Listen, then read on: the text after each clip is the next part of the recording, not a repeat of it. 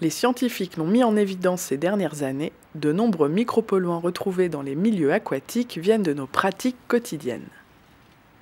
Les produits notamment utilisés pour l'hygiène en général se retrouvent automatiquement dans les eaux usées. Ils rejoignent ensuite la station d'épuration qui ne traitera qu'une partie seulement de ces micropolluants. L'équipe du projet Regard est constituée de chercheurs en écologie, sociologie et psychologie sociale.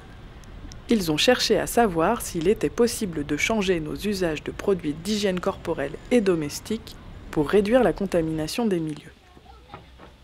Pour cela, ils ont invité des familles de Bordeaux Métropole à participer à une expérimentation scientifique de grande ampleur menée sur plusieurs mois. L'objectif était simple, d'abord faire le point sur les pratiques des ménages, puis les inviter à modifier certains de leurs usages. 78 familles ont répondu à l'appel et 43 ont suivi l'expérience jusqu'au bout. L'expérimentation menée par les chercheurs de Regard est originale, car généralement, les chercheurs en sciences humaines travaillent sur les intentions de changement. On demande par exemple aux gens s'ils seraient prêts à utiliser un détergent maison plutôt qu'un produit industriel. On les invite donc à se projeter de façon abstraite.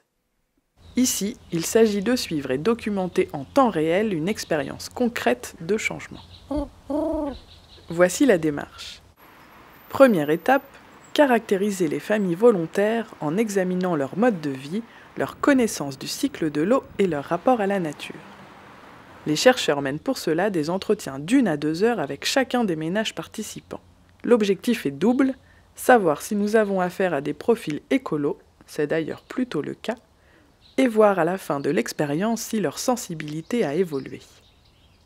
Deuxième étape, lancer l'expérience.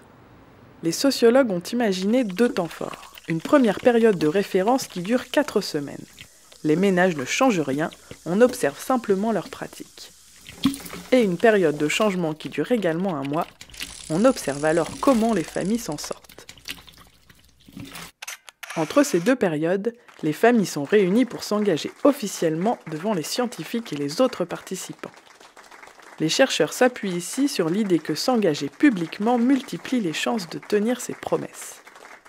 Les foyers choisissent parmi une liste de changements plus ou moins coûteux et impliquants qu'ils ont eux-mêmes définis collectivement. Par exemple, la famille A va opter pour un détergent multi-usage qui remplace 4 produits différents. Les enfants de la famille B laveront leurs cheveux moins souvent. Les parents de la famille C utiliseront un dentifrice bio. Et la famille D lavera dorénavant ses sols avec des produits naturels. En moyenne, les familles se sont engagées à tenir 2 changements. On suit leur expérience en croisant plusieurs dispositifs d'information. D'une part, on leur demande d'enregistrer tous les produits utilisés au quotidien, avec la quantité et la fréquence, dans une application créée spécialement pour ça. D'autre part, tous les produits sont pesés au début et à la fin de chaque période, ce qui aide à quantifier les consommations. Enfin, pendant le processus de changement, les familles remplissent un questionnaire détaillé pour témoigner de leur vécu. À la fin, des entretiens collectifs sont menés avec les participants pour compléter toutes ces données. Tout au long de l'expérimentation, les familles sont accompagnées par les chercheurs. Elles reçoivent des informations sur les alternatives existantes et peuvent participer à des ateliers pour apprendre par exemple à fabriquer leurs produits elles-mêmes. Voilà quelques résultats intéressants. Premièrement, les familles utilisent un très grand nombre de produits. En tout, 1254 produits ont été enregistrés dans l'application. En moyenne, une famille utilise donc 12 produits d'entretien pour la maison et 7 produits cosmétiques par personne. Ça donne une idée de la diversité des micropolluants concernés.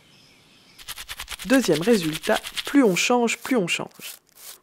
À la fin de l'expérience, les familles avaient modifié près de 5 pratiques.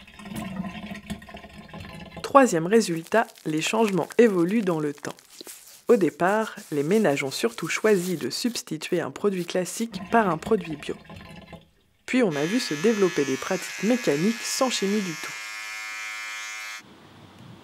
Quatrième résultat, L'expérience a renforcé leur sensibilité écologique. Ils se disent plus moteurs sur les éco-gestes de toutes sortes et plus sensibles aux problèmes d'environnement.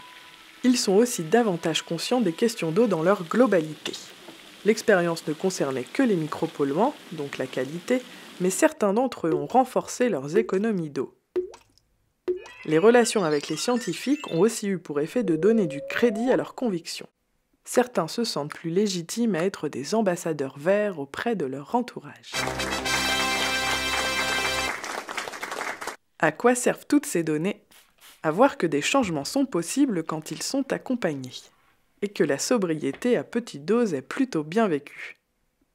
Les retours montrent en effet que le changement le plus satisfaisant pour les ménages est la diminution des quantités, quels que soient les produits. Ce qui tombe bien car c'est aussi la solution la plus sûre. Reste cette grande question, ces changements seront-ils durables dans le temps ? Mais c'est une autre histoire.